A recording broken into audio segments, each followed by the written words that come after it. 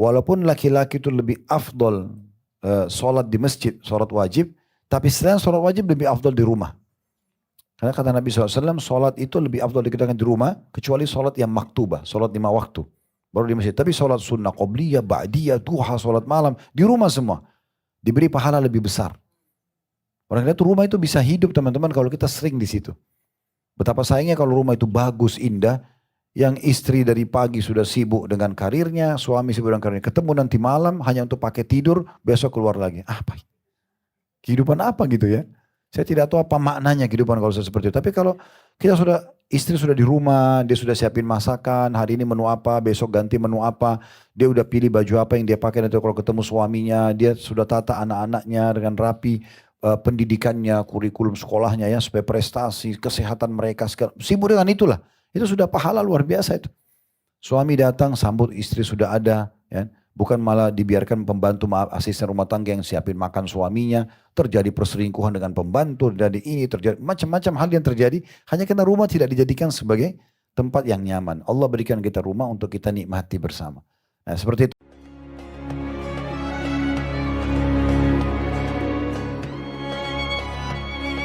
Assalamualaikum warahmatullahi wabarakatuh. Alhamdulillah. Tidak pernah lisan kita berhenti memuji dan memuja Allah, bersyukur kepadanya atas semua nikmat yang Allah berikan kepada kita.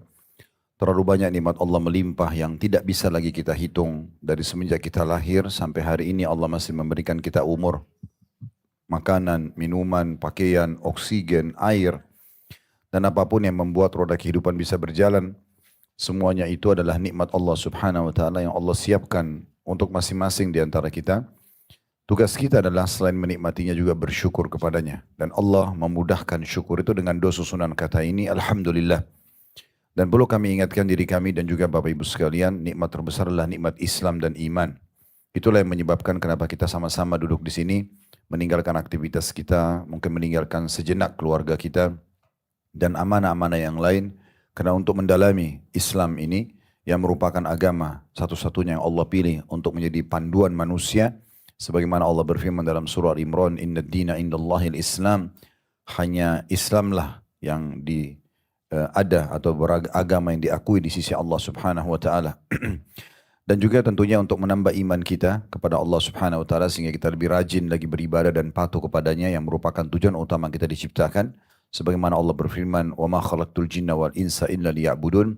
Aku tidak ciptakan jin dan manusia kecuali untuk mengabdi, beribadah kepadaku. Dan itu nikmat yang harus kita pertahankan sampai ajal kita datang. Allah mengingatkan dalam firman-Nya, "Wala tamutunna illa wa antum muslimun." Dan jangan kalian meninggal dunia kecuali dalam keadaan Islam. Selanjutnya kita panjatkan salam hormat kita kepada manusia yang paling pantas untuk dihormati dan dimuliakan serta diucapkan salam hormat kepadanya. Dialah penutup para nabi dan rasul, orang yang telah Allah sempurnakan jalur nasabnya, fisiknya, ilmunya, serta tentu iman dan ketakwaannya kepada Allah subhanahu wa ta'ala. Dia adalah Nabi besar Muhammad sallallahu alaihi wa alihi wa sahbihi wasallam. Sebagaimana Allah telah perintahkan kita untuk mengucapkan salam hormat tersebut. Juga tentunya tujuannya untuk mengejar apa yang telah Allah janjikan. Mengucapkan satu kali salam hormat kepada beliau akan dibalas dengan 10 salam dari Allah subhanahu wa ta'ala. Baik, seperti biasa, bila Allah subhanahu wa ta'ala mudahkan, kita akan lanjutkan pada buku kita Sahih At-Targhib Tarhib. Dan kita masih di kitab jihad. Bab yang sama, bab ke-6, masalah anjuran berangkat di pagi hari dan di sore hari di jalan Allah, tentang keutamaan berjalan kaki, debu, dan juga rasa takut dalam jihad di jalan Allah subhanahu wa ta'ala. Artinya, kita sedang membahas sebuah bab yang sangat penting dan kitab yang sangat penting, yaitu jihad.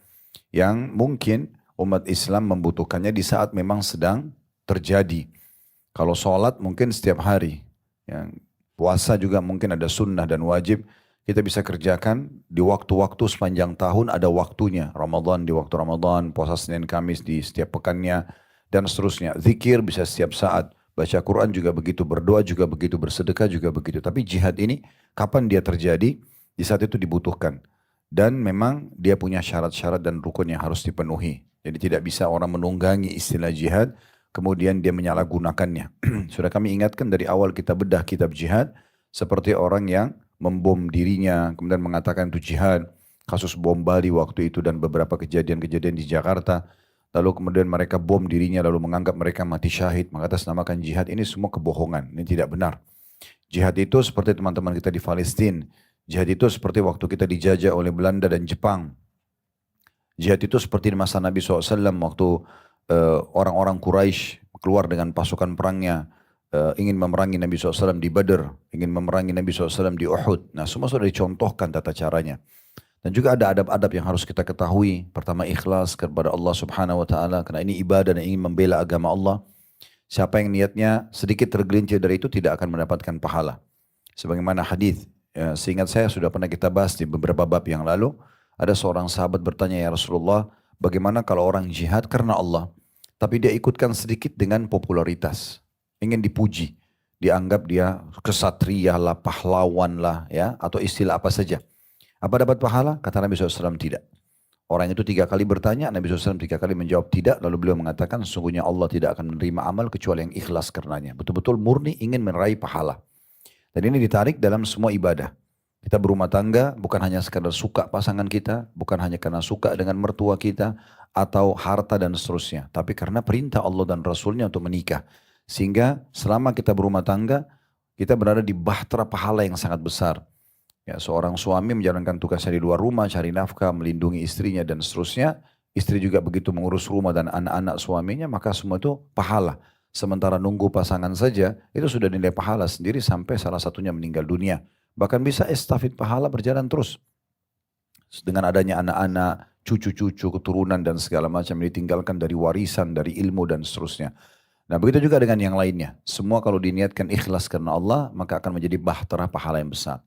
Jadi kita harus tahu bahwasanya kita ada panduan untuk tidak boleh membunuh orang-orang yang sudah menyerah, tidak boleh membunuh wanita dan anak-anak, tidak boleh merusak fasilitas umum, tidak boleh memutilasi dan membakar. Ya, kata Nabi SAW, Allah berfirman, kata Nabi SAW, kalau kalian membunuh maka bunuhlah dengan cara yang sesungguhnya Allah mencatat kebaikan dalam semua hal. Kalau kalian harus membunuh, bunuhlah dengan cara yang baik. Kalau kalian menyembelih, menyembelih dengan cara yang baik. Tajamkan pisau kalian dan tenangkan sembelihan kalian. Tapi potongan hadis, kalau kalian membunuh, bunuh dengan cara yang baik. Bagaimana membunuh cara yang baik? Ya udah, kalau kita sedang serang-serangan sama musuh, kemudian kita berhasil menusuknya, mati, selesai. Nggak ada mutilasi, nggak ada membakar gitu ya. Itu semua tidak ada dalam Islam. Karena tujuan utama mati, selesai. Nah, itu yang dimaksudkan. Jadi ada adab-adabnya, ada tata krama yang harus kita fahami.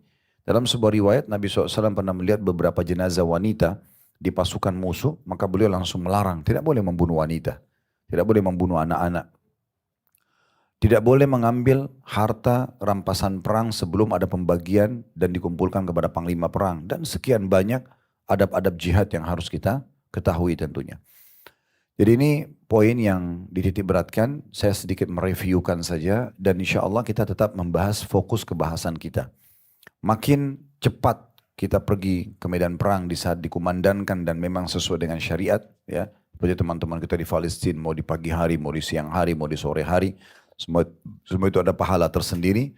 Bahkan berjalan kaki punya keutamaan sendiri, debu medan perang yang tersentuh kita, ya, sebagaimana Nabi SAW bersabda, tidak akan disentuh api neraka 2 telapak kaki yang tersentuh dengan debu medan perang, dan tidak ada orang perang tidak kena debu.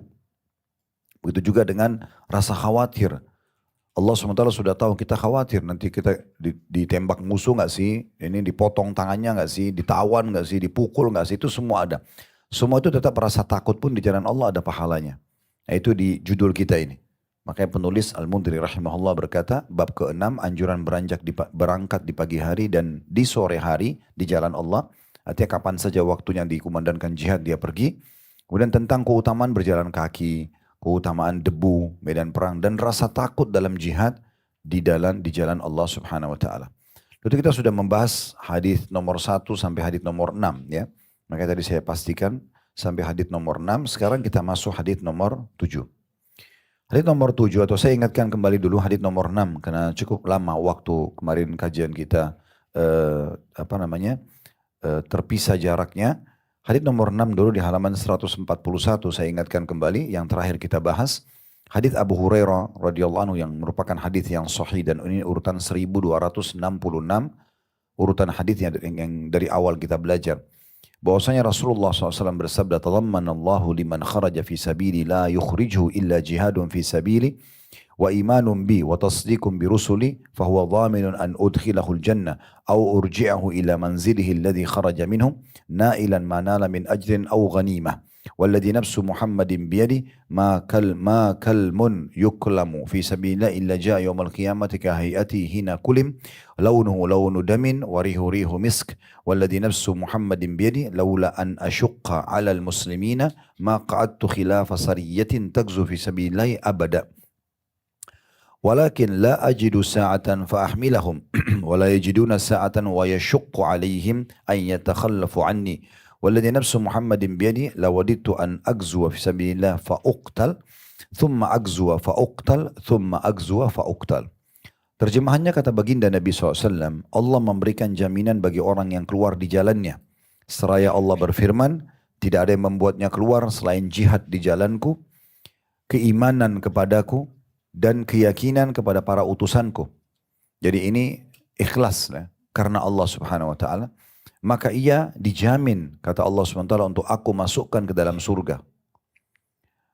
Atau kalau dia mati masuk surga, atau aku kembalikan ke rumahnya, tempat ia keluar darinya dalam kondisi meraih pahala atau membawa harta rampasan perang. Jadi memang ini ada jaminan dari Allah Subhanahu Wa Taala, mati masuk surga atau pulang membawa kemenangan. Lalu Nabi Muhammad SAW menyebutkan, dan demi jiwa Muhammad yang ada di tangannya, N-nya besar kata ganti Allah, maksudnya demi Allah, tiada suatu luka tikaman yang terjadi dalam jihad di jalan Allah, melainkan ia akan datang pada hari kiamat nanti seperti sedia kala saat terluka, warnanya adalah warna darah, sedangkan baunya adalah bau harum minyak kasturi. Tentu kita tahu, darah itu kalau keluar ada bau khasnya darah, tidak semua orang suka, bahkan baunya kurang enak itu ya. Tapi di hari kiamat darah itu justru Allah ubah menjadi darah berbau kasturi sebagai kemuliaan bagi para syuhada. Dan demi jiwa Muhammad yang berada di tangannya, kembali lagi Nabi SAW bersumpah atas nama Allah, kalau sekiranya aku tidak akan menyulitkan kaum muslimin, niscaya aku tidak akan berhenti mengutus pasukan kembali setelah mengutus satu pasukan untuk berperang di jalan Allah. Kalau bukan nanti aku bilang wajib kalian jihad ya setiap saat. Nah itu memberatkan mereka, aku akan suruh mereka. Tetapi aku tidak mau jadi berat buat mereka, maka diberi peluang. Siapa yang mau pergi silakan, siapa yang tidak silakan. Walaupun jihad memang ada waktu-waktu di mana dia fardu ain. Sifatnya wajib individual. Pernah kami jelaskan itu ya, kalau punya catatan itu kita pernah sebutkan ada 3 keadaan di mana dia fardu ain. Bapak ibu-ibu pun ikut berperang. Yang pertama itu kalau wilayah kita diserang. Nah mirip seperti teman-teman Palestina, ibu-ibunya pun boleh berperang. Ya. Dan itu secara individu wajib mempertahankan agama dan wilayah mereka. Yang kedua, kalau pemimpin negara ya mengiklankan harus berperang. Contoh misalnya kita waktu dijajah oleh Belanda lalu pemimpin kita mengatakan ayo kita semua warga Indonesia melawan Belanda, penjajah. Nah semua wajib itu karena pemimpin yang minta. Nah yang ketiga, pada saat perang sedang berkecamuk. Jadi kalau kita sudah ada di medan perang, musuh depan mata, semua berperang. Nah, keadaan-keadaan ini yang memang sifatnya fardu ain. Nah, tapi selain daripada ini, Nabi SAW mengatakan, kalau bukan memberatkan umatku, aku akan suruh pasukan selalu tidak berhenti berperang untuk mengejar keutamaan jihad. Namun aku tidak mempunyai keluasan harta berupa hewan tunggangan untuk membawa mereka, dan mereka pun tidak mempunyai keluasan harta tersebut. Karena kita tahu jihad butuh harta. Ya, beli pedang, beli perisai, kalau zaman sekarang beli pistol, beli senjata, beli segala macam gitu ya.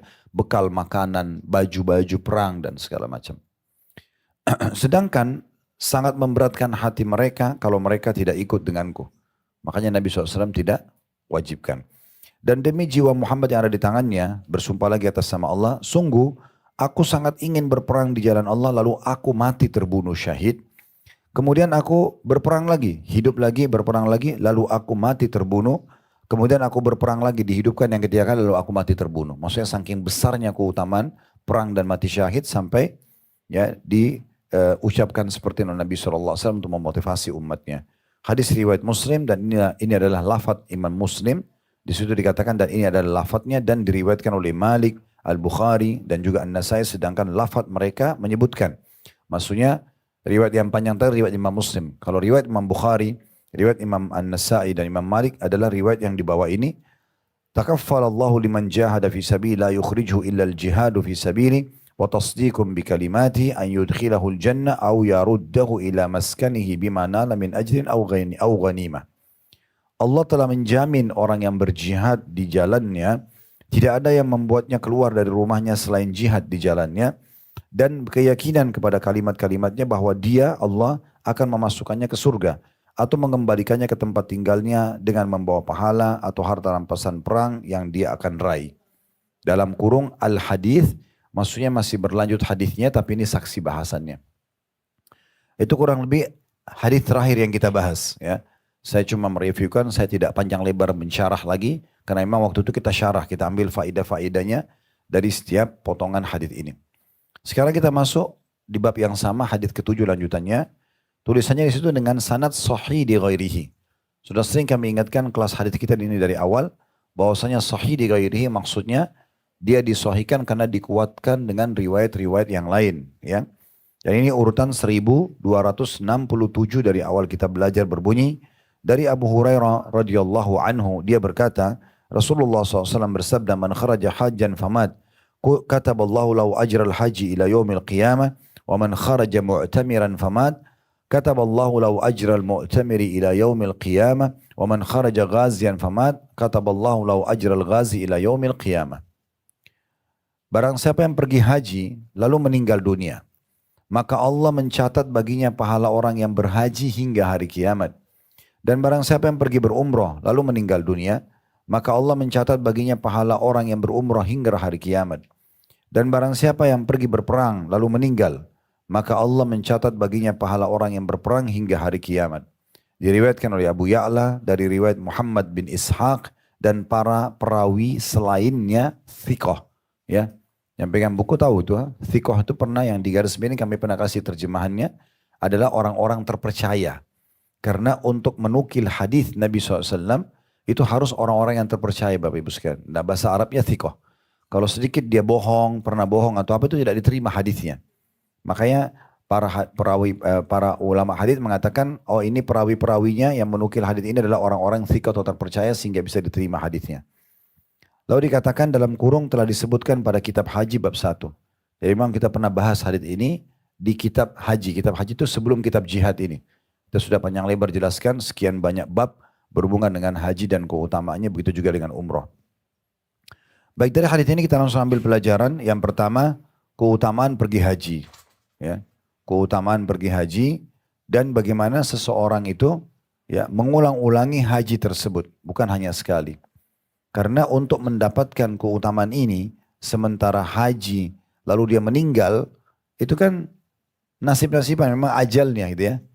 Tapi innamal a'malu binniyat, orang sesuai dengan niatnya. Kalau memang dia niat, dia berharap, kalau ajal saya datang ya Allah, saya lagi haji, misal. Dia berharap begitu, bukan dia berharap meninggal, tapi dia berharap kalau dia meninggal, dia bukan meninggal di kamar rumahnya, dia bukan meninggal di pasarnya, bukan meninggal di jalan, tapi meninggal lagi pelaksanaan haji. Kenapa? Karena ada keutamaannya.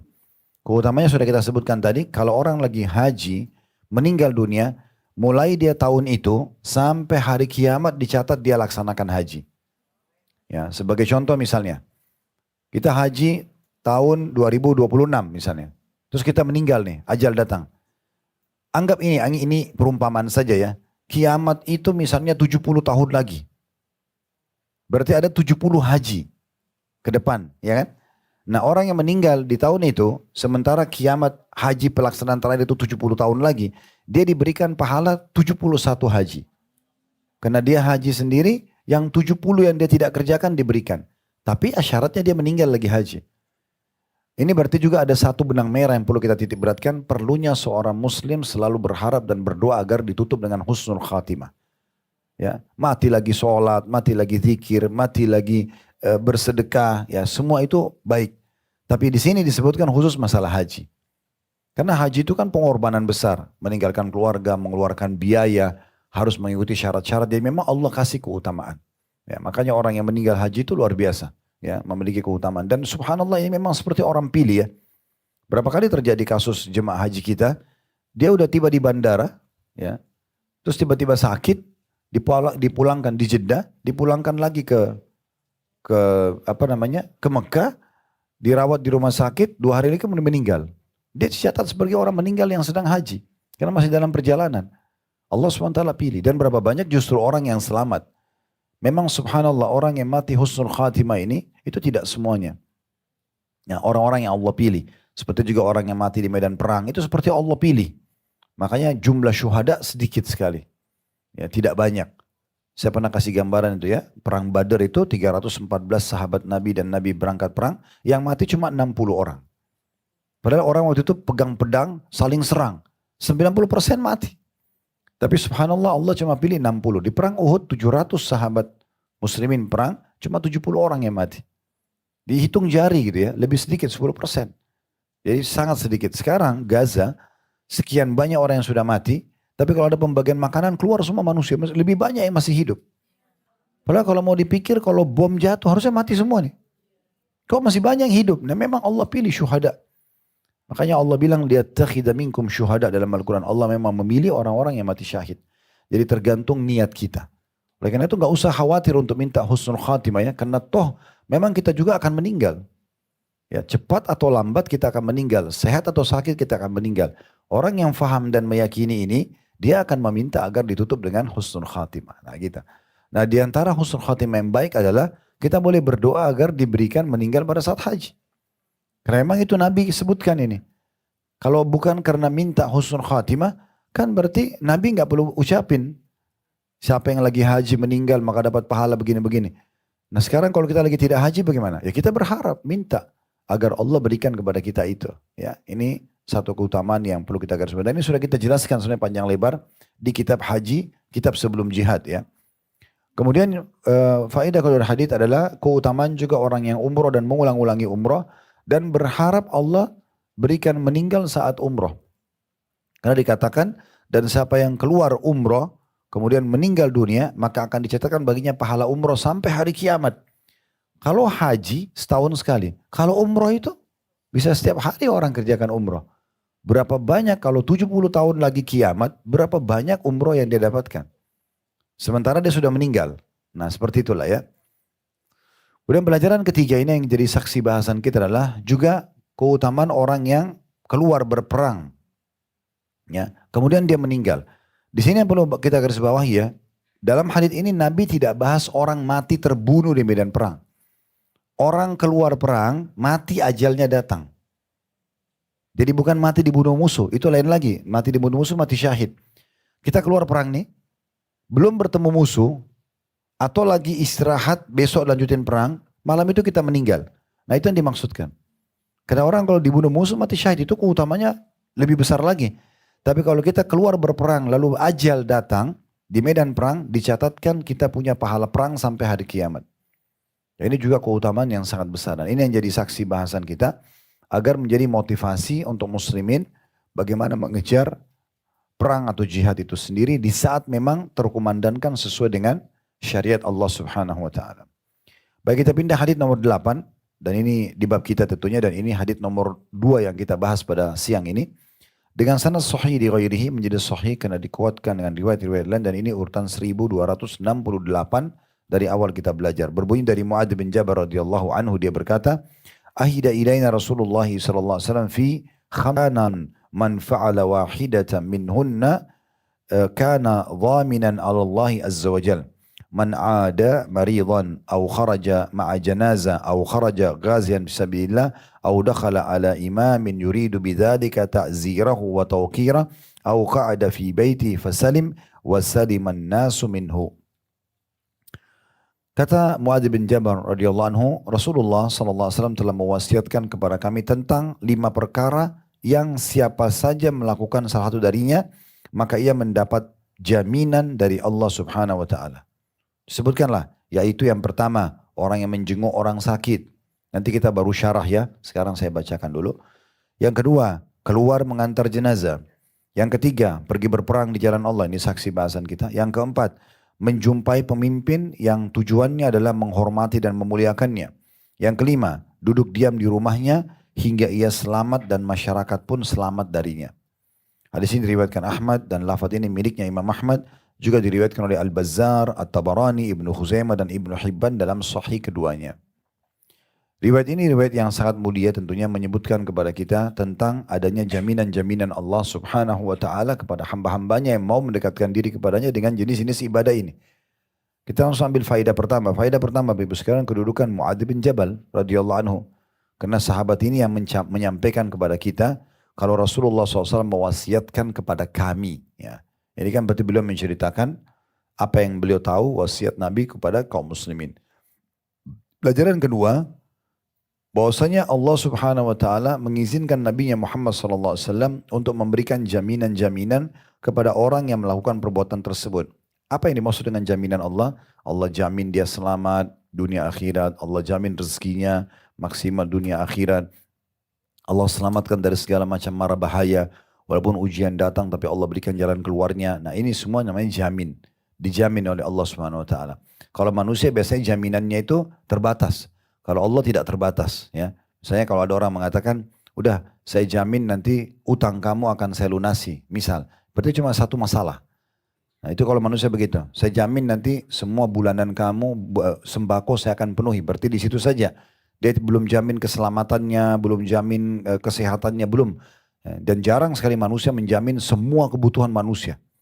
Nah, kadang-kadang kalau ada orang minta tolong sama kita, mungkin kita bantu lunasi utangnya. Tapi belum tentu kita bayar rumah sakit anaknya, belum tentu kita beasiswakan anaknya, belum tentu kita penuhi kebutuhan pakaiannya, pangan dan segala macam itu. Nah kalau Allah SWT menjamin berarti semuanya tercover. Dunia semua tercover, akhirat semua tercover. Nah itu yang dimaksudkan. Makanya kita harus besarkan pemahaman ini supaya kita tahu, oh ternyata jaminan itu yang maksudnya. Jadi di dunia ini terpenuhi kebutuhan, selamat dari segala macam mara bahaya. Itu kesimpulannya. Di akhirat dijamin masuk surga, selamat dari neraka. Clear. Gitu. Seperti itu jaminan Allah SWT. Pelajaran ketiga yang bisa diambil adalah golongan pertama yang mendapat jaminan Allah, orang yang menjenguk orang sakit. Nah ini kadang-kadang kita anggap remeh ya. Padahal sebenarnya menjenguk orang sakit ini dan tidak perlu berlama-lama. Tidak perlu berlama-lama, walaupun hitungan menit. Mampir, lalu kita niat karena Allah SWT perintahkan, lalu kita ya menjenguk orang sakit. Apakah kerabat kita ataupun selain kerabat kita, mungkin ada yang kita kenal. Atau ada orang mengajak kita, ayo saya mau jenguk orang ini rumah sakit, mau ikut gak? Kalau kita diajak ya silakan. Gitu kan? Kita pergi saja. Gitu ya. Dan itu bermula jenguk sakit ini tidak harus di rumah sakit, bisa di rumah. Misal ibu-ibu suaminya sakit. Ibu selain melayani dia sebagai istri, ibu juga niat, saya mau jenguk orang sakit. Itu bisa saja. Anak kita sakit di kamarnya, satu rumah. ART kita di rumah sakit misalnya. Itu semua sama. Intinya ada orang sakit dan kita berusaha untuk melihatnya. Nah isi jenguk dalam Islam ini maksudnya kita pertama menjalankan perintah Allah dan Rasulnya karena memerintahkan kita datang. Yang kedua memang kita meringankan orang itu. Nah bisa dengan kita hibur dia. Contoh Nabi SAW mendoakan kalau menjenguk orang sakit la ba's insya Allah. Dalam riwayat dan la ba'sa alaika insya Allah. Semoga penyakit ini tidak masalah untukmu dan semoga jadi pembersihan dosa. Ya, la ba's itu tidak masalah. Semua penyakit tidak masalah. Tahurun insya Allah semoga jadi pembersihan dosa. Nah, kadang-kadang Nabi SAW juga membacakan doa-doa tertentu ya. Seperti pernah kami sampaikan, ada sebuah riwayat yang sahih, ini usahakan dihafal doanya karena pendek. Dan ada jaminan orang yang sakit selama ajalnya belum datang sembuh. Karena kata Nabi SAW sampai menjenguk orang sakit, lalu dia baca 7 kali. Ya. As'alullahal azim, ini potongan pertamanya. As'alullahal azim artinya aku memohon kepada Allah yang maha agung. As'alullahal azim. Ini potongan pertama. Yang kedua, Rabbal arshil azim. Pemilik singgasana yang agung. Kemudian, ayyashfiyaka. Agar menyembuhkanmu. Kalau laki-laki, ka. Kalau perempuan, ki. Ayyashfiyaka. Kalau laki-laki misalnya, ibu bilang sama suaminya atau anak laki-lakinya atau pamannya atau ayahnya. Doa ini. As'alullahal azim. Rabbal arshil azim. Ayyashfiyaka. Dibaca 7 kali. Kalau misalnya ibu kita yang sakit, anak kita perempuan, saudari kita, tetangga misalnya, kita mengatakan as'alullahal azim rabbal arsyil ayyashfiyaki. Karena perempuan. Nah ini kata Nabi SAW, kalau dibaca 7 kali kepada orang yang sedang dijenguk sakit, maka dijamin Allah menyembuhkannya selama ajalnya belum datang. Nah ini mengalahkan semua resep dokter. Ya.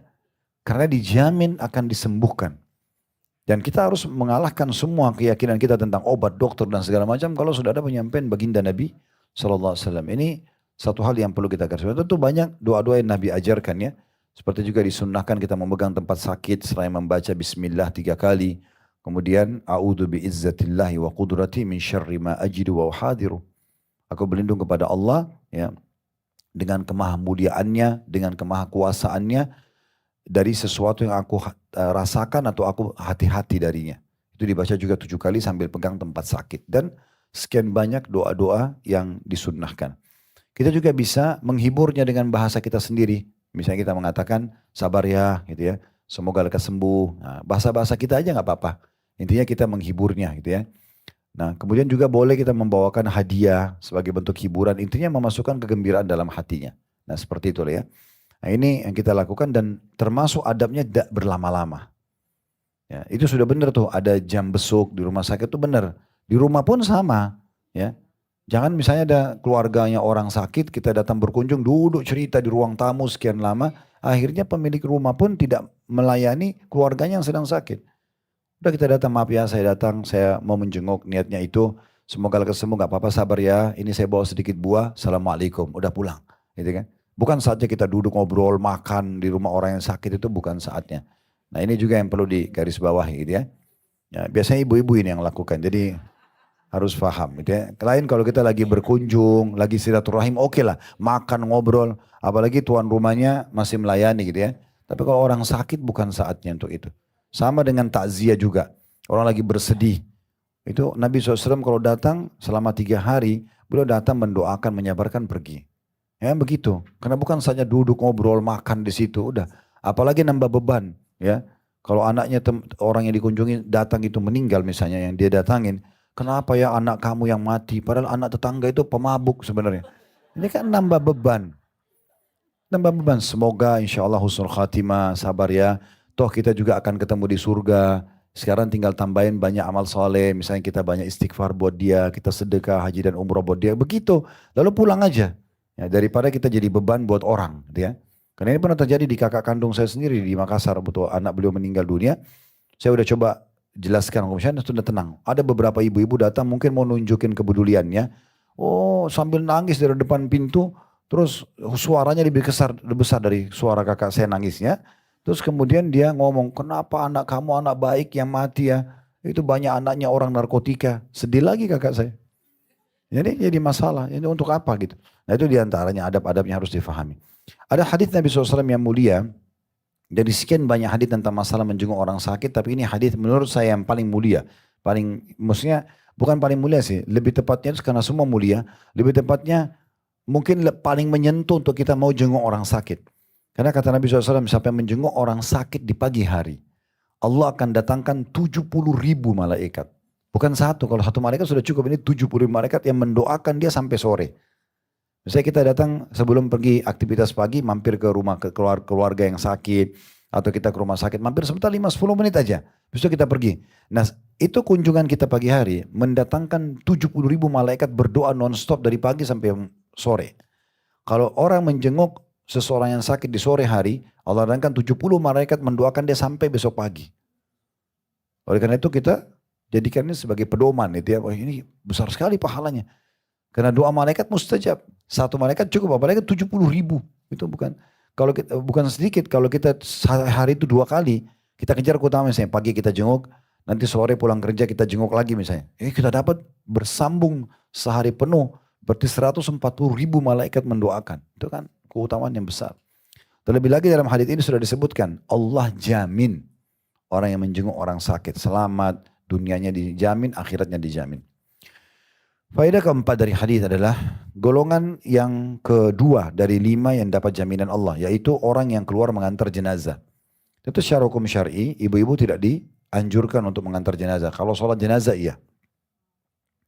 Tapi ibu-ibu bisa mendapatkan keutamaan yang lain yang mungkin laki-laki tidak bisa dapat. Seperti ibu bisa hamil, punya anak, ya, mungkin di rumah mengurus rumah, melayani suami, semua itu pahalanya sangat besar, ya.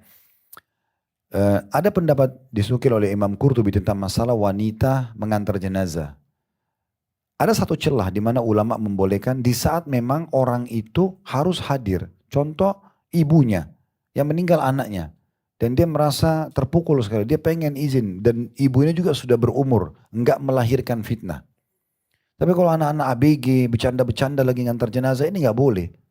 Nanti akhirnya membuyarkan konsentrasi para pemikul jenazah yang tadinya mau cari pahala, tersentuh secara keimanan, oh kita juga akan mati, malah perhatiannya ke wanita-wanita ini.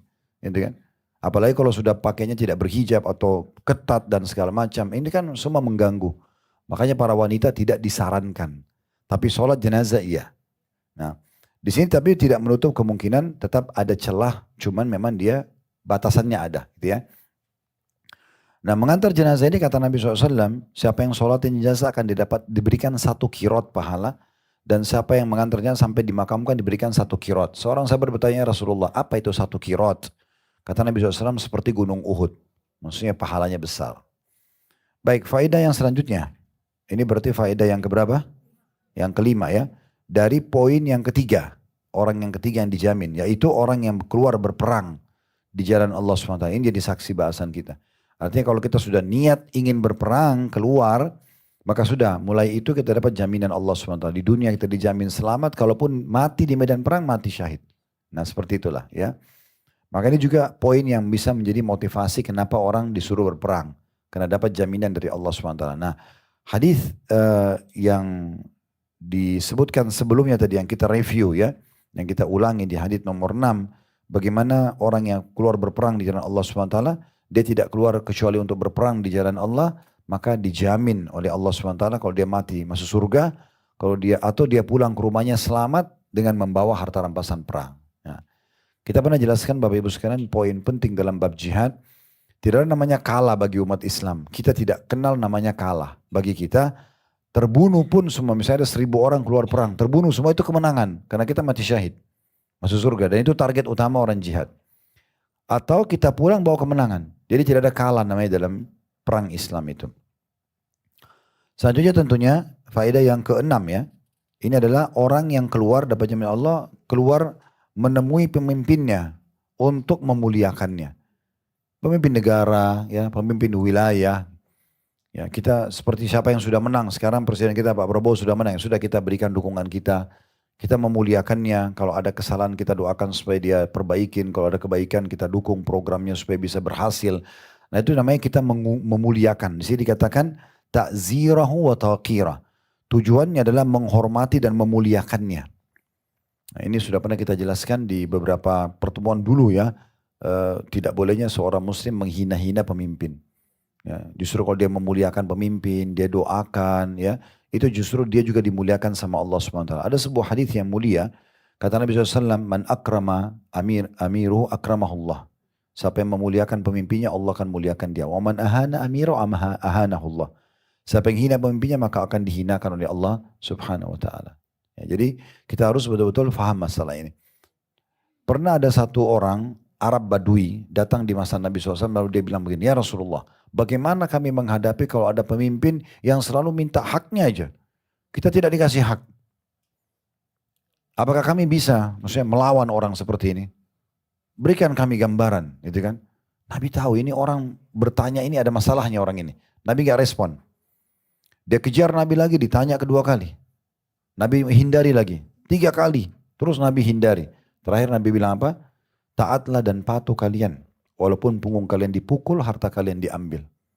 Ya, karena kita taat pada peraturan yang ada, ya itu sebenarnya membawa hikmah yang sangat besar. Ya, maksudnya di sini tentunya selama bukan maksiat kepada Allah Subhanahu Wa Taala, kita ikutin, maka itu masalahnya besar. Nah, begitu juga ada hadis yang lain mengatakan, apa yang kalian diberikan oleh pemimpin kalian, terimalah. Apa yang belum kalian terima, mintalah kepada Allah karena perkara sangat sebentar. Maksudnya apa? Kalau pemimpin zalim pun ada waktunya dia mati tuh. Dan dia akan bertanggung jawab depan Allah. Kan gitu. Ali bin Abi Thalib pernah ditanya, pernah beliau bilang begini, harus ada pemimpin. Apakah pemimpin itu orang yang baik atau fasik, orang yang jauh dari agama? Orang-orang bertanya waktu itu, waktu Ali radhiyallahu anhu jadi raja waktu itu. Orang bertanya, wahai Amir Mukminin, wahai pemimpin orang beriman, kalau orang orang yang baik kami faham. Tapi kalau orang fasik, jauh dari agama, bagaimana? Di sini Ali bermaksud adalah kalau sudah terlanjur jadi pemimpin dan jauh dari agama, apa yang harus kita lakukan? Maka kata Ali, dengannya tetap negara akan dijaga keamanannya, perekonomian akan berjalan, musuh akan dihadapi, dan muslim bisa ibadah sampai ajalnya datang. Tentu kita berharap idealnya pemimpin yang baik. Tapi di saat ada pemimpin yang tidak baik pun, tetap kita harus jaga itu. Karena itu ada batas waktu di mana mereka akan dihukum. Fir'aun apa kurangnya? Mengaku Tuhan, semua orang Mesir akuin. Gitu kan? Tapi habis juga ceritanya. Sekarang tinggal muminya aja. Dan sekarang dia disiksa di kuburan, di akhirat nanti di neraka juga akan disiksa dan kekal selamanya. Mana kaumnya Nabi Musa yang pernah disiksa? Mirip sekarang juga kalau di masa Nabi SAW ini pernah kami singgung di kajian. Bilal di Mekah dulu disiksa oleh umatnya ditaruh batu panas. Mana ceritanya Bilal sekarang? Udah nggak ada, di detik itu aja.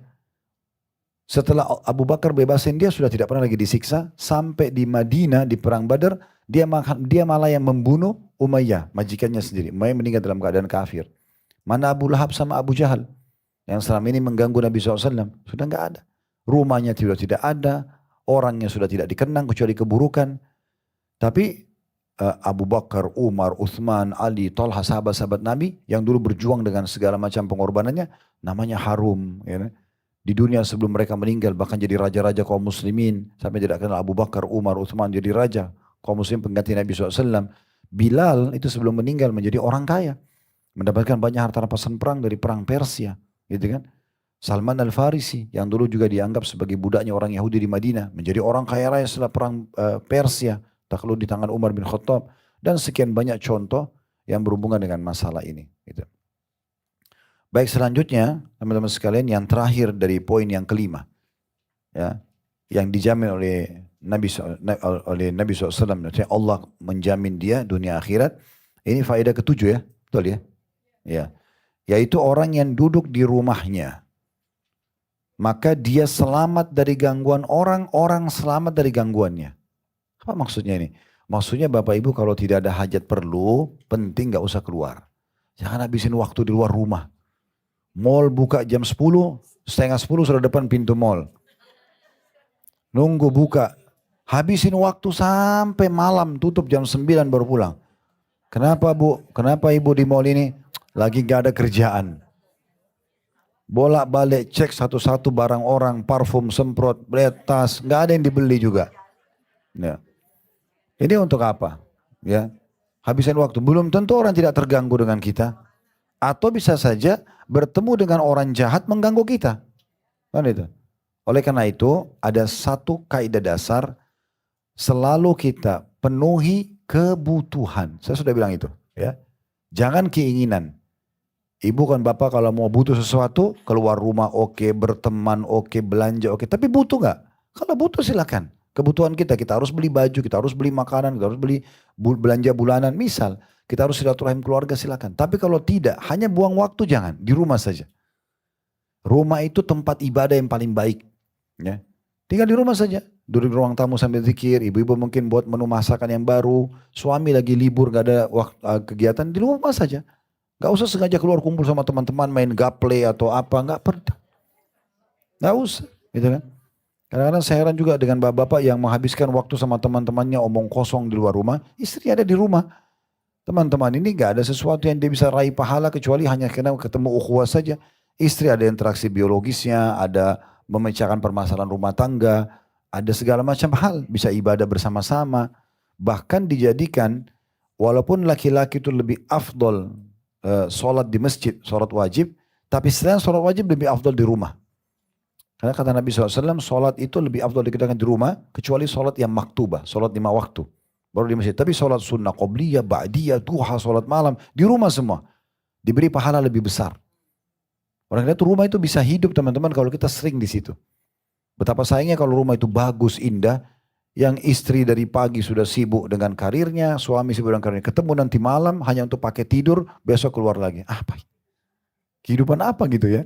Saya tidak tahu apa maknanya kehidupan kalau seperti itu. Tapi kalau kita sudah, istri sudah di rumah, dia sudah siapin masakan, hari ini menu apa, besok ganti menu apa, dia udah pilih baju apa yang dia pakai nanti kalau ketemu suaminya, dia sudah tata anak-anaknya dengan rapi, pendidikannya, kurikulum sekolahnya ya, supaya prestasi, kesehatan mereka, sibuk dengan itulah. Itu sudah pahala luar biasa itu.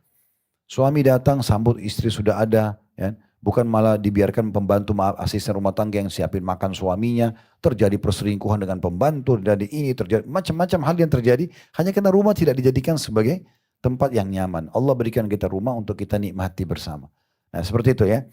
Juga penting mungkin kita berikan masukan dalam masalah rumah ini, coba masing-masing kita memberikan haknya rumah itu. Kalau ruang keluarga, bicara masalah keluarga. Meja makan, bicara masalah masakan, makanan tidak apa-apa. Di kamar, ya bicara masalah suami istri. Berikan hak masing-masing, itu jauh lebih tepat ya. Sehingga kita kalau mau bicara keluarga, kita ke ruang keluarga.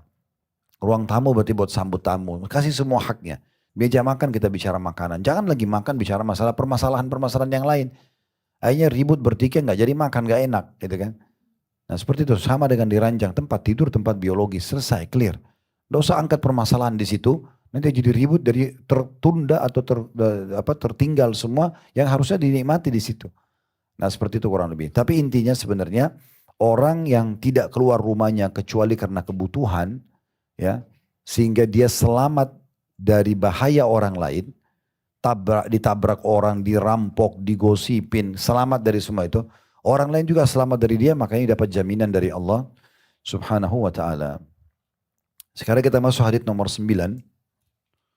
Hadits nomor 9 ini, Bapak Ibu sekalian, ada 9a dan 9b. Seperti biasa, kadang-kadang karena riwayatnya mirip, maka Al-Mundhiri rahimahullah memberikan di satu nomor urut beberapa hadis, gitu ya.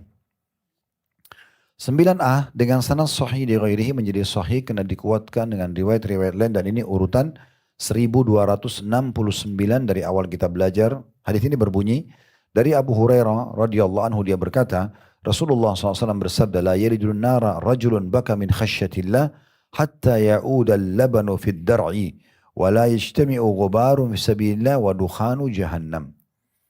Tidak akan masuk neraka orang yang menangis karena takut kepada Allah sampai air susu bisa kembali ke tempatnya, ya. Dan tidak akan bersatu debu dalam jihad di jalan Allah dengan asap neraka jahannam. Riwayat Tirmidzi, dan ini adalah lafadznya, dan dia berkata hadits ini hasan gharib sahih, ya.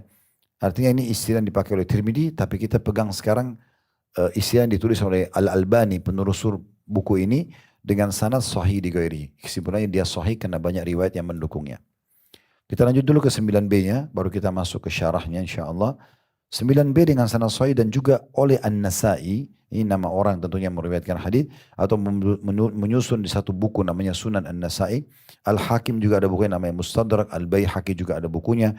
Namun mereka mengatakan dalam riwayat la yajtami'u ghubaru bisabilillah wa dukhanu jahannama fi man kharai muslimin abada. Tidak akan bersatu debu dalam jihad di jalan Allah dengan asap dan asap neraka jahannam pada dua lubang hidung seorang muslim selama-lamanya. Al-Hakim mengatakan hadits ini sahih sanadnya. Hadits ini, Bapak Ibu sekalian, sebenarnya sejalan juga dengan hadis nomor 10, ya, sejalan. Saya ingin membaca juga hadis nomor 10 dan kita bisa mengambil faedah sekaligus karena memang dia sejalan, ya. Hadis nomor 10 dengan sanad sahih urutan 1270 dari awal kita belajar berbunyi dari Abdurrahman bin Jabir radhiyallahu anhu, dia berkata, Rasulullah SAW bersabda, makbarrat kadama abdim sabilillah fatamassuhun nar. Tidaklah kedua kaki seorang hamba berdebu di jalan jihad, di jalan Allah, lalu dia disentuh oleh neraka. Hadis riwayat Bukhari. Dan ini adalah lafaz Imam Bukhari. Diriwayatkan juga oleh An-Nasai dan At-Tirmidzi dalam sebuah hadis, sedangkan lafaz yang berbunyi, makbarrat kadamahu bisabilillah fahuma haramun 'alan nar. Barang siapa yang kedua kakinya berdebu dalam jihad di jalan Allah, maka keduanya haram atas api neraka. Baik, hadis ini Bapak Ibu sekalian, hadis yang kita bacain sudah ada 4 susunan riwayat, ya. Memberikan pelajaran kepada kita yang pertama, keutamaan orang yang menangis karena Allah. Kayak misalnya Bapak Ibu lagi ingat dosa-dosanya, takut masuk neraka, lalu kita nangis. Kita taubat kepada Allah, ya. Atau orang menangis karena mengenang terlalu banyak nikmat Allah pada dirinya. Ya, perlu kita satu waktu duduk Bapak Ibu sekalian melihat. Bapak Ibu nanti pulang rumah, lihat rumahnya. Terus bayangkan orang yang belum punya rumah. Jangan lihat orang yang di atas kita. Lihat setiap sudut rumah kita, lihat setiap perabot rumah kita. Sudah berapa lama, berapa tahun kita terlindungi dari panas, dari dingin dengan adanya rumah itu. Ya kan? Berapa kali kita sudah bisa istirahat sehingga kita sehat di tempat tidur kita.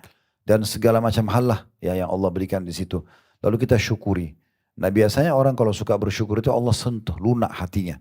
Dia bisa nangis karena besarnya nikmat Allah SWT. Atau mungkin suaminya atau istrinya telah memberikan pelayanan yang terbaik. Dia lihat anak-anaknya semuanya baik sama dia atau sempurna secara fisik.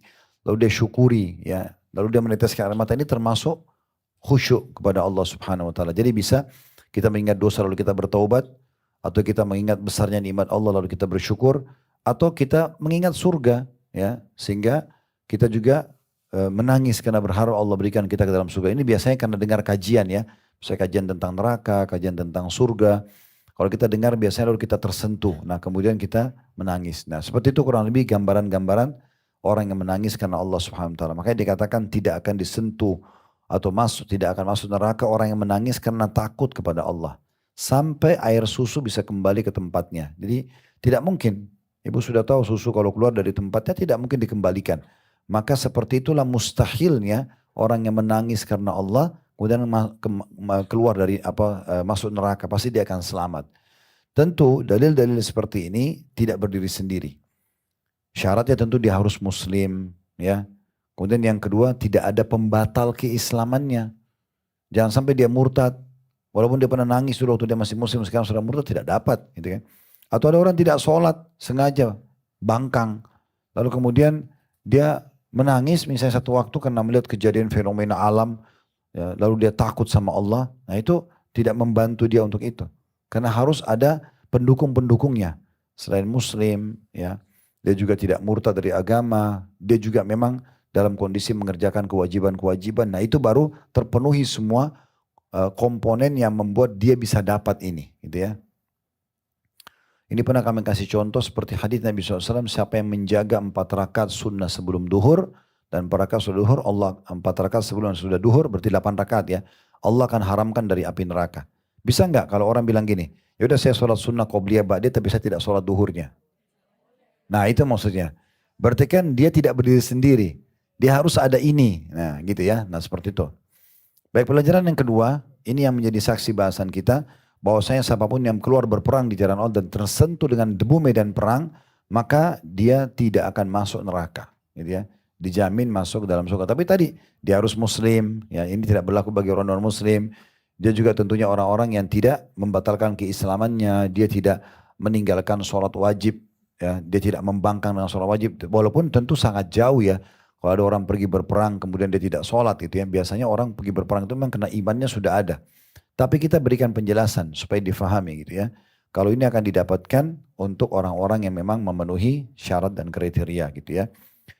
Nah ini yang dimaksudkan riwayat yang 9a. 9b-nya cuma ada perbedaan lafadz. Kalau riwayat nomor 9a tidak akan disentuh atau tidak akan masuk neraka orang yang kedua telapak kaki tersentuh medan perang. Kalau riwayat 9b ya tidak akan mungkin ya asap neraka itu pada lubang hidung seorang muslim selama-lamanya. Tidak akan bersatu debu medan perang dengan asapnya neraka. Kan neraka itu dibakar orang. Ada asapnya. Berarti masuk neraka pasti akan menghirup asap neraka. Nah orang yang sudah pernah terhirup debu medan perang, jihad, maka tidak akan pernah menghirup asapnya neraka.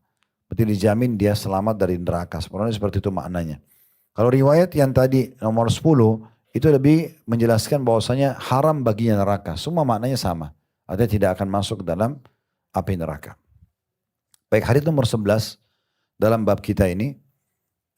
Dan kemungkinan kita cukupkan dengan hadis nomor 12 ya. Setelah itu kita buka pertanyaan, nanti dikasih tanda, kita akan lanjutkan insya Allah ke depannya hadis nomor 13. Dan beberapa hadis yang Allah mudahkan nanti. Karena di bab kita ini ada sampai hadis nomor 15 ya. Baik, hadis ini, hadis nomor 11 dengan sanad hasan.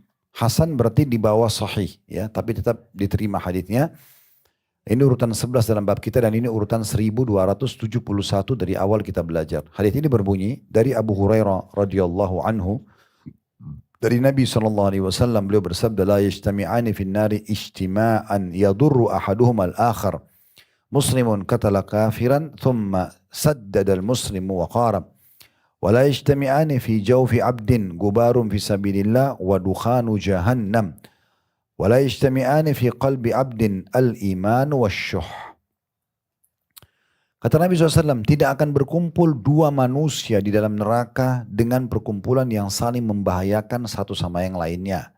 Yaitu, dirincikan, seorang muslim yang membunuh orang kafir, kemudian muslim itu berlaku baik dan berusaha maksimal mengamalkan keislamannya.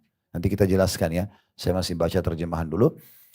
Dan dua hal yang tidak akan berkumpul dalam rongga seorang hamba, yaitu debu di jalan Allah, medan perang, dan asap neraka jahanam.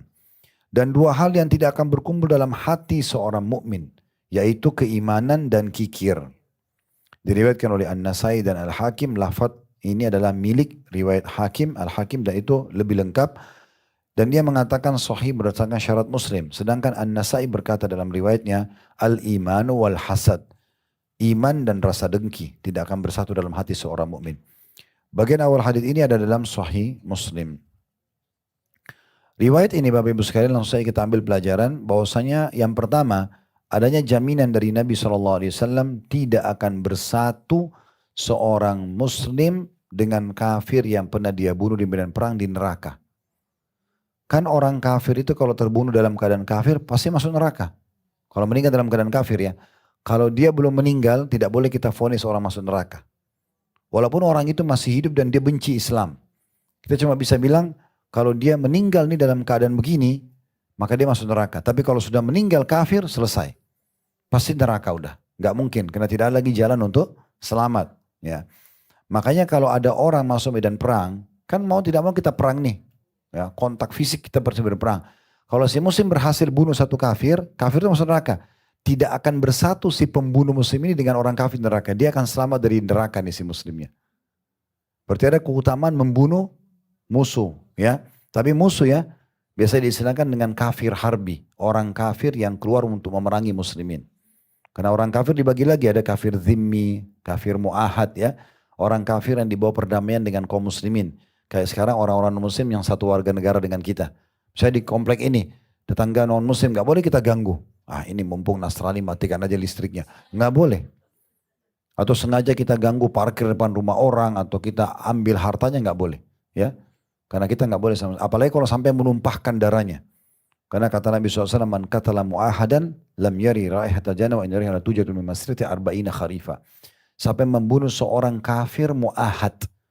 Orang kafir yang dibawa naungan umat Islam. Tidak ada masalah dia dengan umat Islam. Lalu dia bunuh, muslimnya datang bunuh dia. Maka si muslimnya tidak akan mencium bau surga.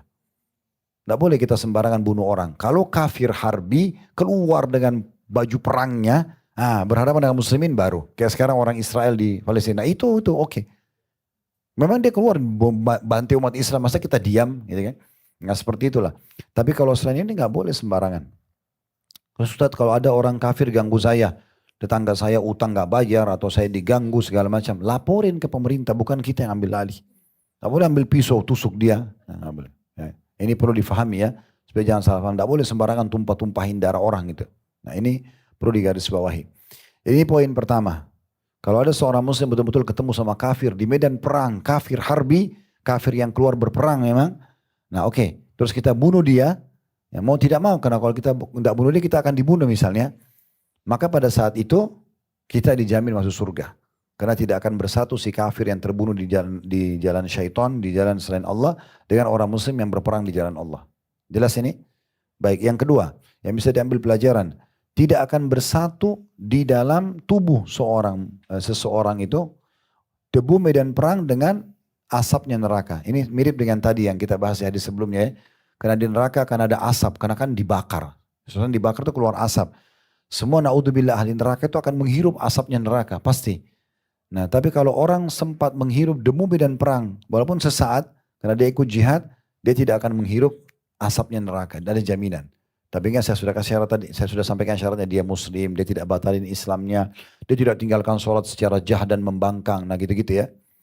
Yang terakhir yang ketiga adalah, ini juga penting ya, tidak akan bersatu dalam hati seorang muslim, iman dan pelit. Jangan dengki dulu, dengki riwayat yang di bawahnya, sama pelit dulu ya. Berarti kikir itu dosa. Pelit itu dosa, ya. Syuh itu dosa. Jadi nggak boleh dianggap, bedain ya, mana hemat, mana kikir. Karena ini beda tipis. Orang biasa, dia pelit tapi dia bilang, oh enggak saya hemat kok, padahal dia pelit. Ya. Dermawan itu memang sifatnya ahli surga. Makanya para ulama salaf mengatakan surga tempatnya orang-orang yang dermawan. Dan Nabi SAW memang mencontohkan itu. Makanya dinukil oleh para sahabat, karena Nabi SAW ajwadun nas. Nabi SAW adalah manusia yang paling dermawan. Gitu kan. Salah satu ciri kedermawanannya adalah beliau tidak pernah tolak permintaan orang. Nah kedermawanan ini tingkat-tingkat ya. Tingkat yang paling rendahnya, kalau ada orang minta dia kasih.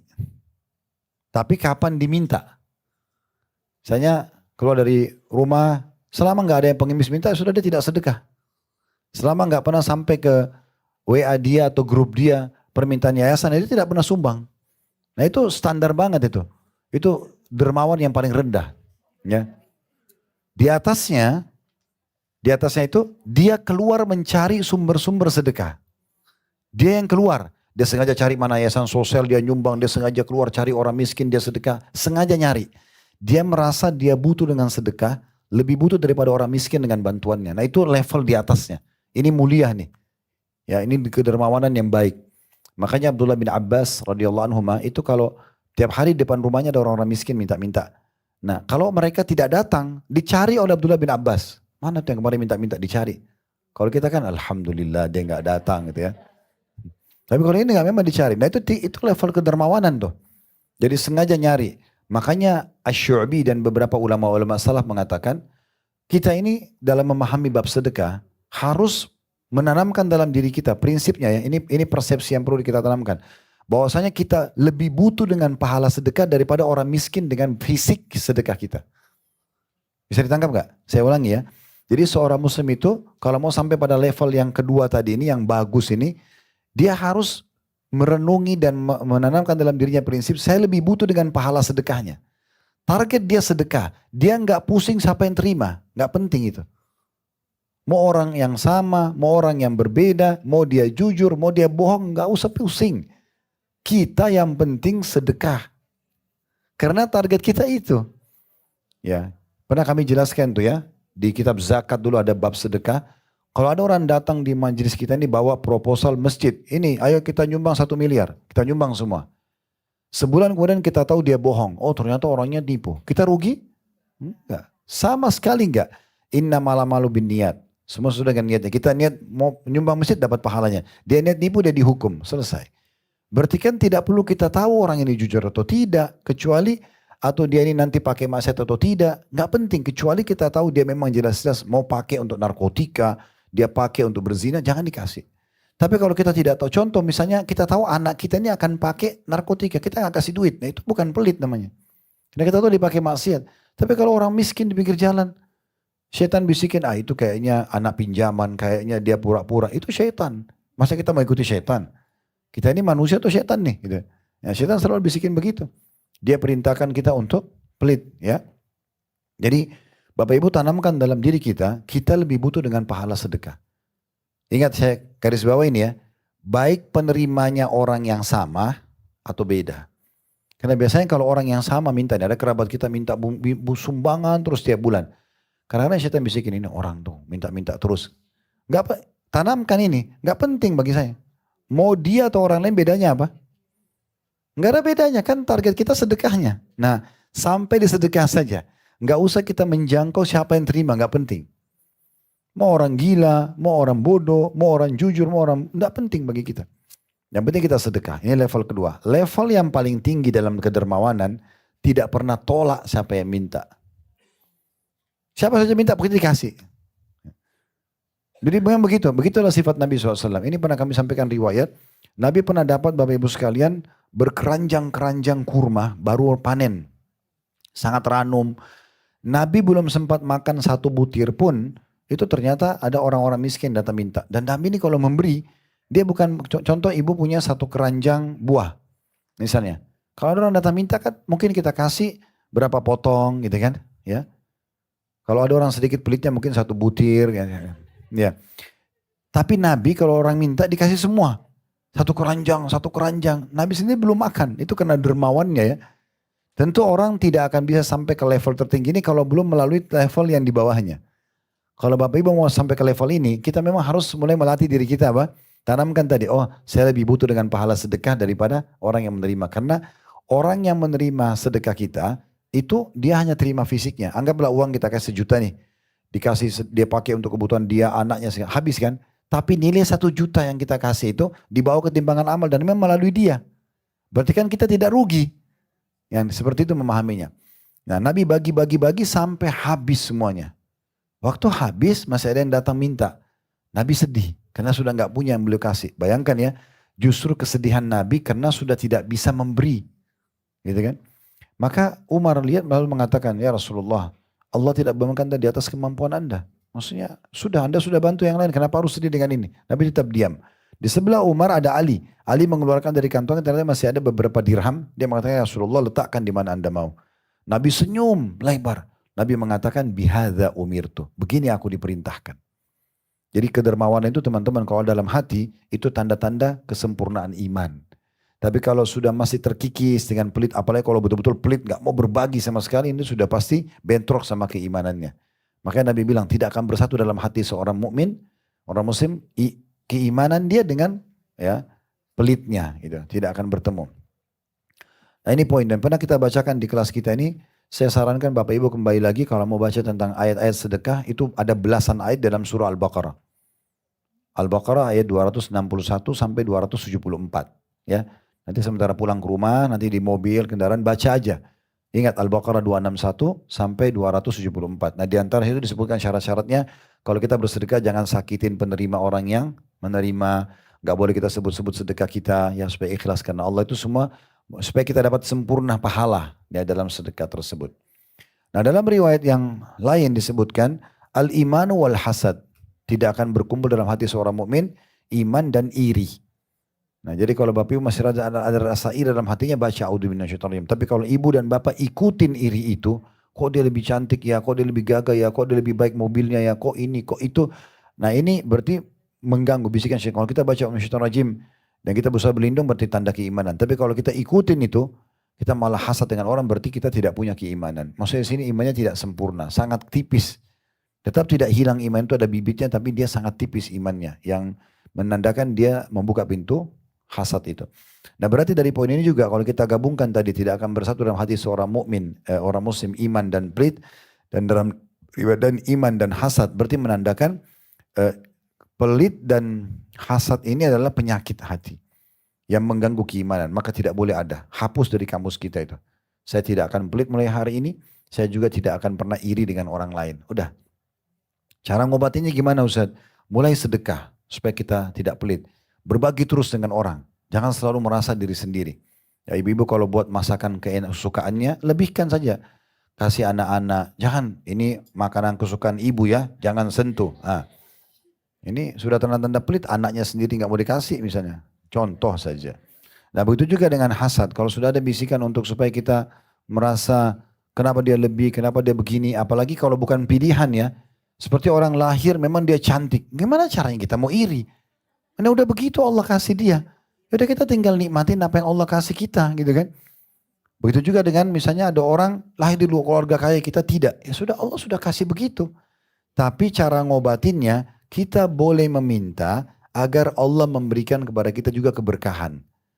Ya Allah juga berkahi kita kesehatan. Allah berikan juga kita kebaikan dalam ciptaan fisik ya. Kemudian Allah juga berikan kita harta seperti Allah berikan dia. Itu dibolehkan selama tidak bentrok sama sunnatullah, sistem yang sudah Allah buat gitu. Baik, hadis terakhir yang kita bahas pada siang ini insyaallah hadis ke-12 dengan sanad sahih di ghairihi, menjadi sahih karena dikuatkan dengan riwayat-riwayat lain, dan ini urutan 1272 dari awal kita belajar berbunyi. Dan At-Tabarani telah meriwayatkan dalam Mu'jam Awsat dari Amr bin Qais Al-Kindi, ia berkata rahimahullah, ini seorang tabi'in, kunna ma Abi Darda munsarifina ma'as sa'ifah. فقال يا أيها الناس اجتمعوا سمعت رسول الله صلى الله عليه وسلم يقول مقبرة كدماه في سبيل الله حرم الله سائر جسده على النار. Kata Amr bin Qais Al-Kindi rahimahullah seorang tabi'in, kami pernah bersama Abu Darda seorang sahabat Nabi yang pulang dari As-Saifah. Ya, ini kemungkinan besar dimaksud adalah As-Saifah, pulang dari perang As-Saifah. Di halaman setelahnya 146 dijelaskan itu. Yaitu perang melawan bangsa Romawi. Jadi pulang dari jihad. Disebut demikian karena kaum muslimin menyerang mereka pada musim panas karena khawatir terhadap cuaca dingin dan salju pada musim dingin. Lalu Abu Darda berkata, waktu sudah pulang dari perang, ya, wahai sekalian manusia, berkumpullah. Karena dia ingin menyampaikan ceramah, radhiyallahu anhu, Abu Darda ingin menyampaikan ceramah. Aku telah mendengar Rasulullah SAW bersabda, barang siapa yang kedua kakinya berdebu di jalan Allah, maka Allah mengharamkan seluruh jasadnya atas api neraka.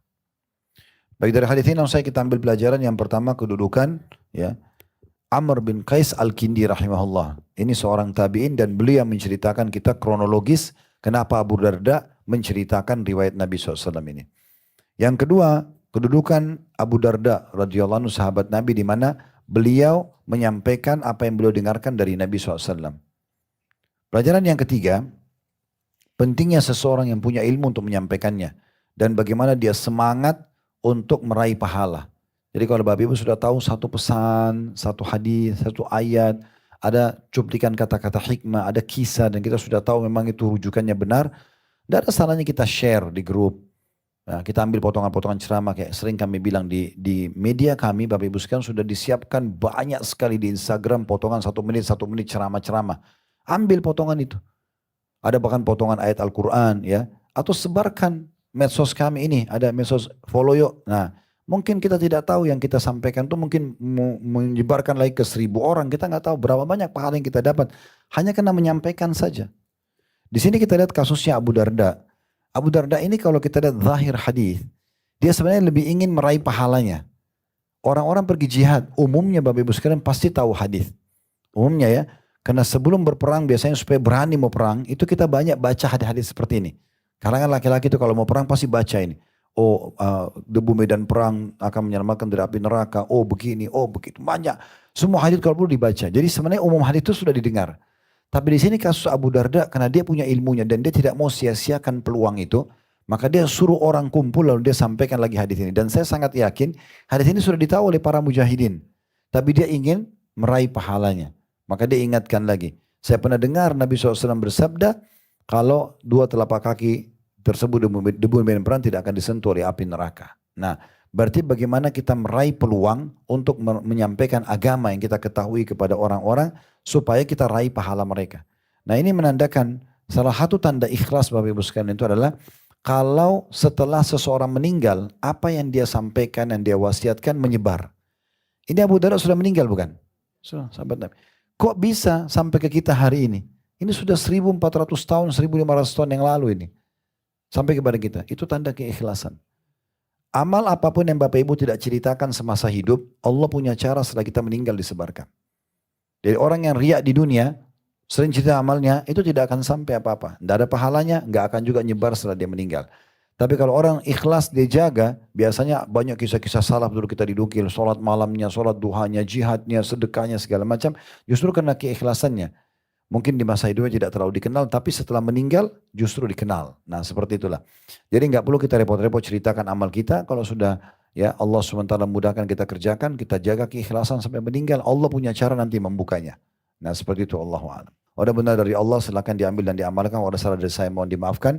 Subhanakallahumma bihamdika, asyhadu an la ilaha illa anta astaghfiruka wa atubu ilaik. Wassalamualaikum warahmatullahi wabarakatuh.